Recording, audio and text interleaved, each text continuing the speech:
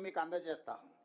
Final report 24 April 2025 నాడు final report ఇచ్చారు.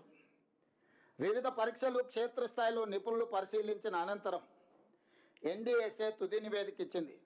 అందులో మేడిగడ్డ, అన్నారం, సుందిళ్ల బ్యారేజు నీటి నిల్వకు అనుకూలం కావని తేల్చి చెప్పింది. పేజీ నెంబర్ 346 పేజీలో మేడిగడ్డ బ్యారేజ్ 7వ బ్లాక్ నష్టం వల్ల బ్యారేజ్ నుంచి నీటి మళ్లింపు పనికి రాకుండా పోయింది.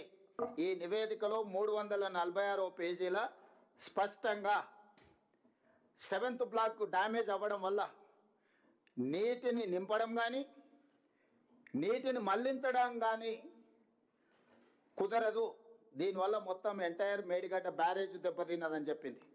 352 పేజీలో అన్నారం బ్యారేజ్ తీవ్రంగా దెబ్బతిన్నది, నీటి మళ్లింపు సురక్షితం కాదని చెప్పింది.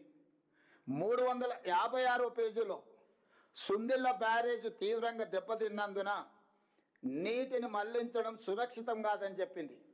ఫైనల్గా ఎగ్జిక్యూటివ్ సమ్మరీలో 17th పాయింట్ 3 బ్యారేజీలు తీవ్ర నష్టాలను క్రోడీకరించింది, సమగ్ర పునరుద్ధరణ డిజైన్ అవసరమని స్పష్టం చేసింది.